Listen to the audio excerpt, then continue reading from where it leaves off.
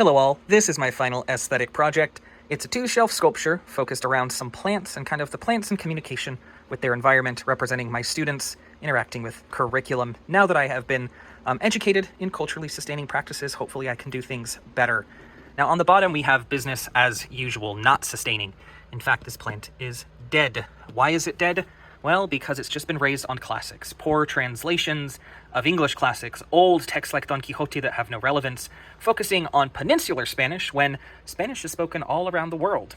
Well, we move on here to a plant that's thriving, but it's locked away. It's not going to thrive for long, and that's because the gardener that's taking care of it doesn't know how to care for succulents. The gardener's afraid of poking themselves and hurting themselves, so without regard for the plant, it has been locked in a jar to keep the rest of us safe. We have a gross commercialization, right? Spanish is just Mexico, and Spanish in Mexico is just sugar skulls. No more relevance, it's just pretty, right? Wrong. Then we kind of see what I think is the worst part of the shelf after making it, and that's that Spanish, world language in general, is based on English mastery, right? It's a skill that even dummies can learn. It's not culturally relevant as of right now. It's something that a dictionary or a synonym and antonym text can tell you. Now we go up here, the joyful part, culturally sustaining.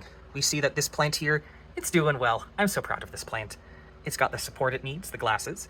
It's getting fed a diet of relevant texts, right? This is the cuento. The cuento, for those that don't know, is one of the genres, like the epistolar, letter writing genre, like longer form text, like other things. But short stories are really near and dear to the literary heart of the Central and Latin American literature.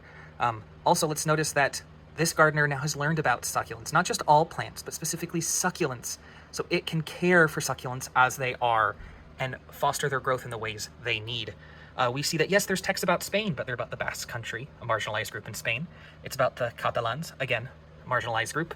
We have, literature about Mexico. We have modern interpretations, queer interpretations of Latin American and Spanish texts. We have a classic, but it is a Latin American author, Gabriel Garcia Marquez. We have a flourishing little plant here, how joyful. And we have a book, not to keep things somber, but to remember there is trauma, there is hurt, and we have to know how to handle that. Take the good, the bad, all of it together, and help our little plants, our little students thrive.